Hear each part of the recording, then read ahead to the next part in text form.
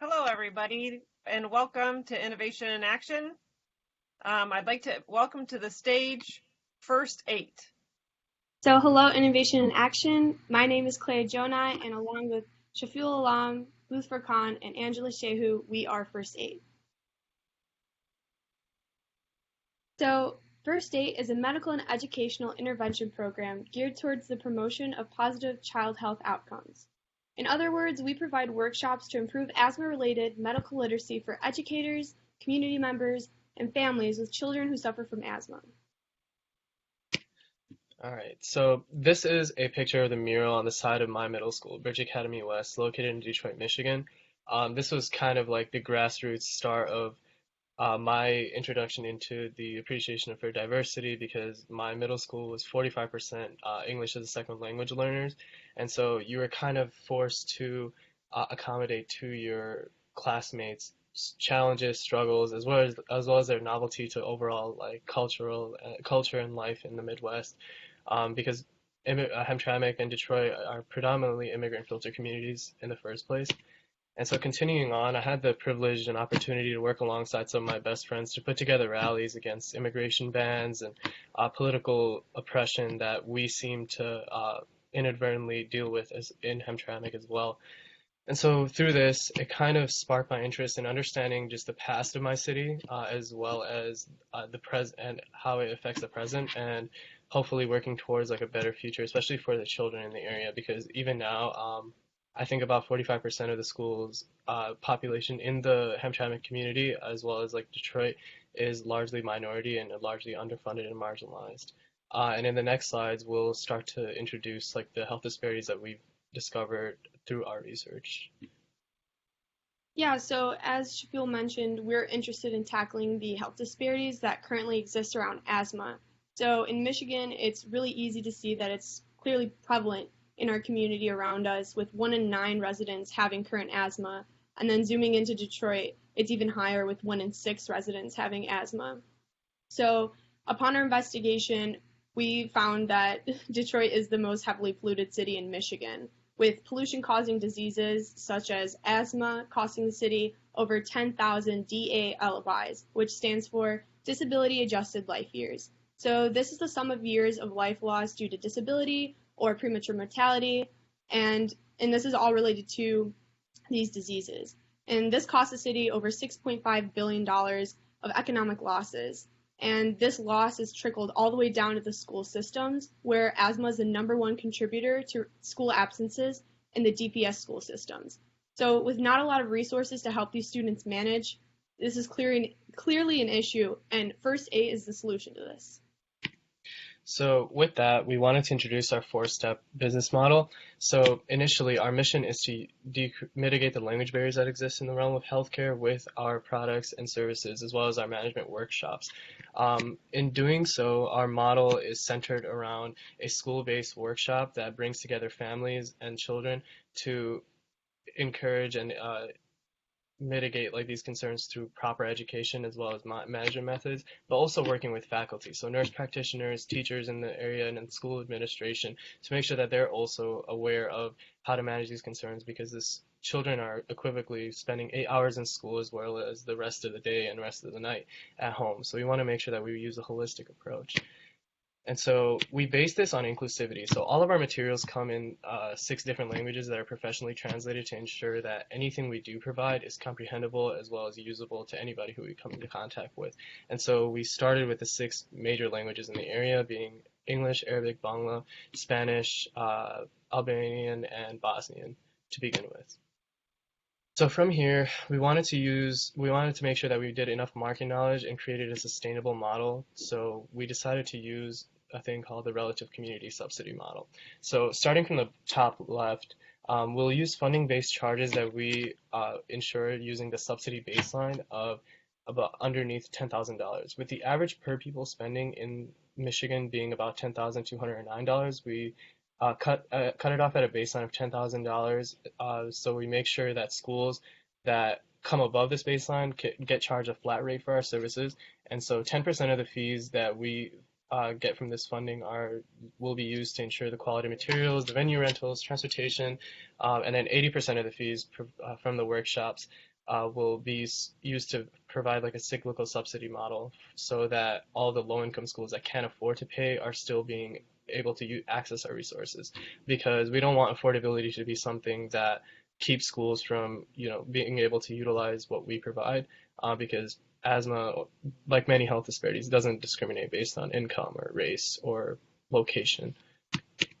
So from here, we've also done market research for our expansion. So within the Midwest, we see almost 1 million possible customers, as well as a large need for it, because not only is it causing $3 billion in deficits per year due to oversaturated emergency rooms, oversaturated clinics, understaffed clinics, but it's also causing a huge hit to the school system because it's resulted in 5.2 million school days lost just due to asthma alone. And so through mitigating these efforts, we hope to at least mitigate them in Michigan first, starting in Metro Detroit, and then moving outwards into the Midwest. And then Klea is going to wrap it up with where we see ourselves in the future.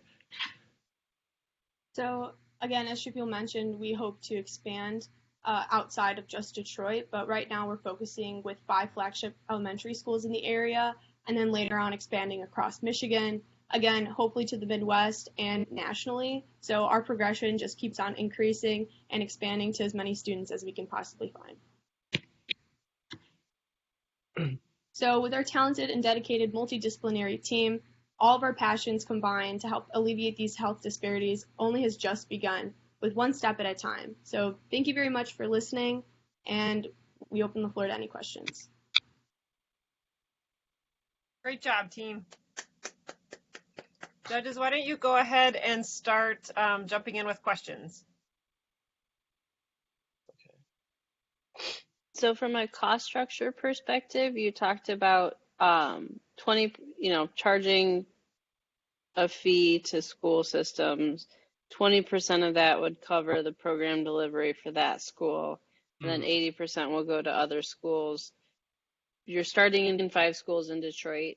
Are they going to pay into this fee structure, or will that come in time? No, that would be the result of if we did win funding from Innovation in Action, that would be our pilot program. So we would fund those to begin with, just to make sure that we iron out the details, we make sure that we're providing services that actually work, collecting baseline data, and just making sure that our services are actually working before launching like the benefit corporation cyclical subsidy model as well. And have you talked, so it sounds like you've done a good job talking, especially in Detroit and Hamtramck, to different community members. Have you talked with individuals that are in those suburban school systems that you would like to be able to leverage in the future? Yeah, we have. So I had the opportunity, especially this past summer, just to work with a lot of like the religious heads in the area.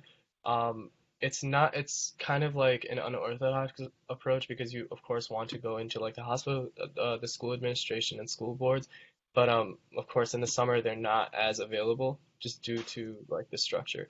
But the religious heads in the area kind of pointed us towards that direction because with the language base that we provide, it's just more useful that way. But the differences that we saw primarily in comparison to if you're comparing cities like Detroit and say Grosse Pointe was the literacy level. And so if you go in, there's going to be different needs that are, supposed to be met in different areas. And so through that was probably one of the biggest things that we saw. But yes, we did get a chance to do our research in different cities and kind of came up with this model based on that market research. And do they see the same need for this type of education? In different spheres, yes and no, because the literacy levels, of course, differ. So not all of it is needed, but we make the case that asthma does not discriminate based on location or income. It's a ubiquitous health disparity that is prevalent anywhere you go. It's just more aggressive and more severe and less maintained and controlled depending on the location. So places like Detroit and Hamtramck are going to need a lot more aid and are in need of it a little bit more than places in, say, Bloomfield Hills, but nonetheless, it's still ubiquitously a necessity, and that that's in demand and not provided.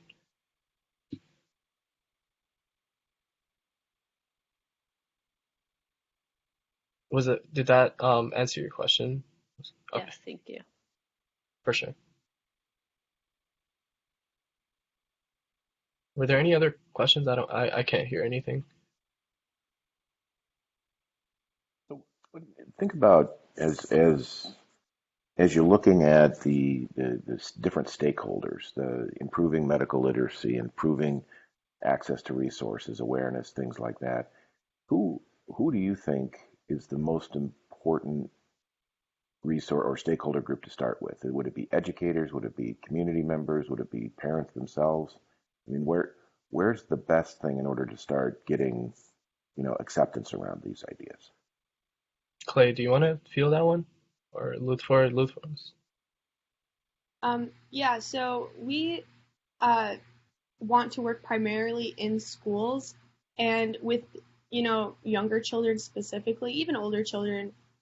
Educators and family members are kind of very closely linked to one another. So if you start at the schools, you're going to end up reaching and communicating with parents and educators. So right now, our primary stakeholders would be more geared towards educators and people who work in the school systems.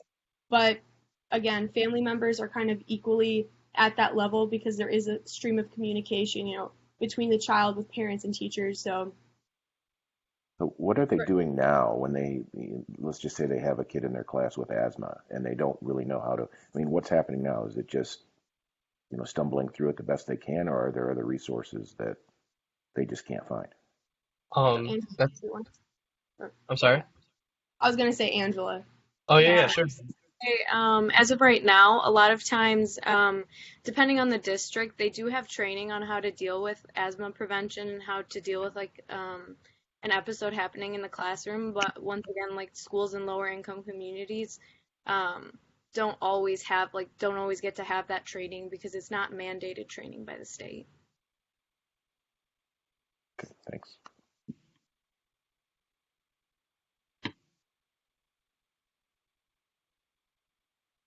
Any other questions from our judges? Yeah, I can jump in with one.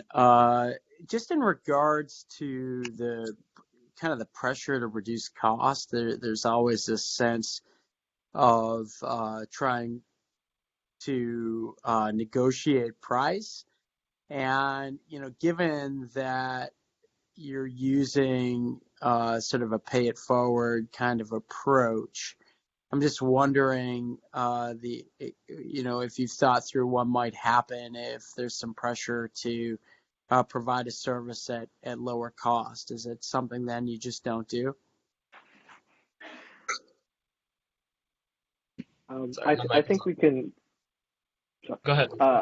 I think we'll definitely work with the community and the parties involved. We were also looking at expanding our funding not only through the pay forward method or model, as you named it, but we were looking at partnering with insurance companies and policy providers for those districts and or major policy providers in our areas to kind of help with the cost of it.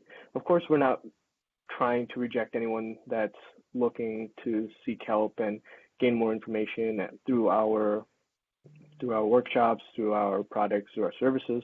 We're just trying to find a nice balance between price so that we can pay it forward to those areas that need it, really need it, and to the areas that can pay for it. I think if anyone wants to jump in for that. Yeah, I think I can sort of wrap that up. We definitely do not plan to reject anybody. Of course, this is, like I said a little bit earlier, health disparities don't discriminate based on location or income. And we do not have it in our plans to say no to somebody that can't afford the payments. The payments are solely set just so that we can keep a sustainable model so that we're able to kind of cycle all of the funds back into our program and keep continuing to provide it. And so with baseline funding, oops, I'm out. Can I finish my thought if you don't mind? Or Yeah, go ahead. Yep. So with baseline funding, we'll be able to start the pilot program and kind of get it off of the ground. And so once we're established there, we can kind of make sure that we adjust to whether it be the needs of a certain school or the challenges we face financially. These are details that we have not been able to think about yet, just due to the fact that we haven't been able to launch a pilot yet, but we are ready to definitely confront them in the future if need be. But yeah, that kind of concludes my answer. Great. Thank you guys so much. Thank you guys. Thank you so much, First8, for joining us today and for being flexible in this new platform we're using.